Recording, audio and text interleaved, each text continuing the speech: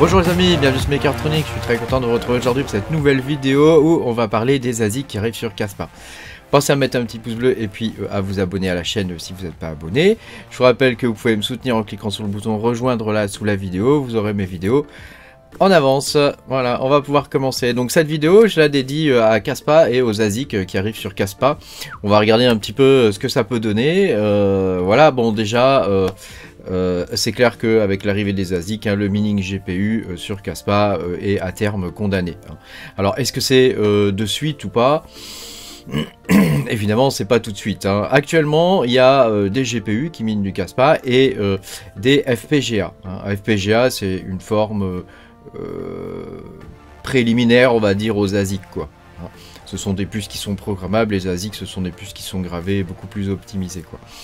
Alors déjà, si on regarde au niveau de la rentabilité en ce moment des coins, alors vraiment c'est pas terrible, il n'y a que les coins CPU qui s'en sortent, il n'y a aucun coin GPU qui est dans le vert, voilà, donc on est de retour un petit peu après The Merge, genre 2 mois après The Merge, on est de retour, une nouvelle purge va commencer. Malheureusement, on ne pourra plus miner de Casspa dans quelques mois. Bon, on peut encore, cela dit. On peut encore, et actuellement, avec ma ferme, je peux miner 165 Casspa par jour. Donc c'est quand même relativement pas mal, sachant qu'au tout début, on en minait à peu près 60 000 par jour, quoi. Donc c'était quand même autre chose, quoi. Enfin, c'est comme ça pour tous les coins. Le Radiant, c'était la même chose. Au début, on en minait 200 000. Maintenant, on en mine 1400. Tu vois, donc c'est comme ça pour tous les coins. Le Nexa, c'est pareil. On en minait 40 millions au départ, et maintenant, on en mine beaucoup moins. On en mine 300 000, tu vois. Donc voilà, il y a un facteur de 10, voire plus. Alors, c'est pour vous faire un petit historique. Ça a commencé avec le 300, voilà, qui est sorti il y a quelques mois maintenant, qui coûte actuellement 5200 $. Alors autant dire que lui, il est complètement condamné à ce prix-là. Ça n'a plus aucun intérêt, quoi. C'est comme le mining GPU, il est pas du tout assez puissant, il est 14 GH. Alors c'était intéressant sur le moment.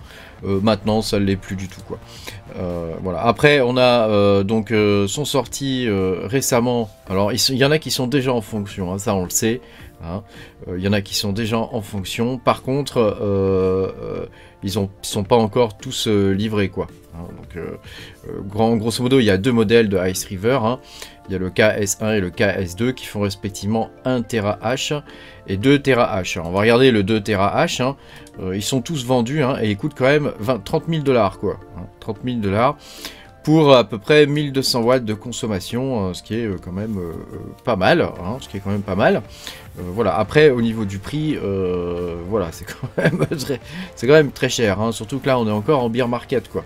On serait, tu vois, on serait en bull run, je dis pas pour un prix comme ça, mais là je trouve ça quand même très cher. Bon, après voilà, faut bien qu'ils vivent, voilà.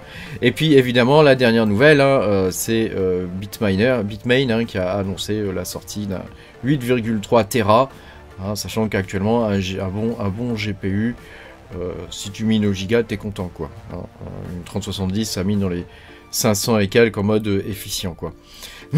Donc là tu as 8 Tera, donc tu as l'équivalent de je sais pas combien, j'ai pas fait le calcul, mais tu as l'équivalent d'un énorme paquet de cartes graphiques pour une consommation ridicule de 3200 watts. Donc tu vois, c'est imbattable, totalement imbattable, et tout ça pour un prix de réservation qui est actuellement de 4000 et quelques $, je crois, 5000 $, c'est le prix de réservation. Après je connais pas le prix de la ZIC, donc bon. Ça, on sait pas encore combien ça va trop valoir, quoi. Voilà, alors quand on regarde sur... il y a des sites dédiés aux ASIC, évidemment. Donc il y a celui-ci qui s'appelle ASIC Miner Value. Alors je sais qu'habituellement sur ma chaîne, je traite pas trop des ASIC. C'est un domaine qui m'intéresse quand même, mais j'ai pas l'infrastructure, moi, pour gérer ça. Et puis ni les capitaux, d'ailleurs, pour acheter ce genre de matos. Donc voilà, c'est vrai que j'en parle très peu sur ma chaîne. Nous on est plus des mineurs de garage, mais je vous fais quand même cette vidéo pour que vous puissiez comprendre que le mining Casspa est pas encore fini, quoi. On peut encore en miner. Voilà, et donc tu vois la rentabilité estimée en août qui est de 2600 $. Alors ça baisse, hein, parce que hier elle était de 3000 et quelques $. Donc tu vois, par jour. Donc bon, alors évidemment ça paraît un peu foufou. Moi je pense qu'on va se situer plus aux environs de 40-50 $, j'imagine, en phase de démarrage, pour descendre vers des prix plus normaux, aux environs de 7-8 $ par jour à peu près. Peut-être 15 $, allez, dans les meilleurs jours, hein. Mais voilà, cela dit, moi je reste quand même, c'est pas parce que les ASIC arrivent que le coin est mort, quoi, hein. Le coin, évidemment, au départ, il risque de se faire un peu rincer, hein. Mais je veux dire, c'est juste une question d'adaptation à un nouveau réseau quelque part, quoi, un nouveau mode de minage, hein. Donc ça a été le cas au départ, quand on est passé du CPU au GPU, hein, sur Casspa, hein. Il y a eu une phase avec les processeurs, hein, où on le minait au départ juste avec des processeurs, hein. Fallait le monter sur un node et tu le minais directement sur le node. Donc ça c'est vraiment les tout premiers qui ont connu ça, quoi. Mais quand les GPU sont arrivés, évidemment il y a une phase identique, hein, bon, sauf que le coin n'était pas encore listé, je crois, hein. Mais voilà, grosso modo ce que ça donnait, quoi, hein. Donc faut pas trop s'y inquiéter. Moi je m'inquiète pas trop pour mon bag, pour ma part, hein. Je conserve mon bag de Casspa pour des jours meilleurs, hein, sachant que actuellement, bon, son cours est pas, c'est pas foufou, hein, si on va le voir, c'est pas foufou, mais enfin bon, ça reste quand même. Tu vois, enfin tout est en baisse en ce moment, donc ça veut pas dire grand chose, hein. Je regarde pas forcément ça, moi, mais tu vois, sur mon vent daily, bon bah on est sur une courbe un peu descendante, ça risque de se poursuivre à un certain moment, hein. Le marché est pas folichon en ce moment, quoi. Voilà, donc pour en revenir au Casspa, hein, moi j'ai un bail de Casspa que je vais conserver, hein. Je vais conserver et je vais te montrer un peu les estimations sur CoinCodex. Alors évidemment, ce que je te montre là, ce n'est qu'un indicateur, hein, faut pas le prendre au pied de la lettre, hein, mais grosso modo, c'est une intelligence artificielle qui calcule des courbes en fonction des éléments qu'elle a, quoi. Donc, ça veut pas dire que c'est la vérité, quoi, hein. Des fois, c'est complètement à côté de la plaque, hein. Mais moi, je m'en sers comme d'un indicateur, sachant que là, on a des prévisions à 6 mois, hein, et à 6 mois, comme tu peux le voir, on a quand même des mouvements assez intéressants, hein. Il y a du volume, quoi, hein. Donc on voit qu'il y a des bagues qui vont être larguées, et on a un prix qui va monter à 0,11 maximum, hein. Maximum, on va prendre une petite moyenne, hein, genre ici à 0,07, hein, mais à 0,07, tu vois les 165 coins que je fais par jour, si j'ouvre ma calculatrice, hein, ça fait 165 par 0,07. 0,07, tu vois, ça fait quand même 12 balles, quoi, hein, donc c'est quand même correct, quoi. Voilà, je voudrais te montrer ça aussi. BTC actuellement, hein, c'est un bloc toutes les 10 minutes. Litecoin, c'est un bloc toutes les 2,5 minutes. Ensuite, on a Radiant, par exemple, c'est un bloc toutes les 60 secondes. Casspa, c'est 8 blocs par seconde, actuellement. Il va monter à 32 blocs par seconde. Je veux dire, c'est un truc qu'on n'a pas vu depuis... C'est une révolution technologique dans le monde de la crypto-monnaie, quoi, clairement, hein, clairement. Hein, donc, ne faut pas sous-estimer ce projet, je pense. Et moi, je te dis, j'ai la conviction que ce coin va monter beaucoup plus.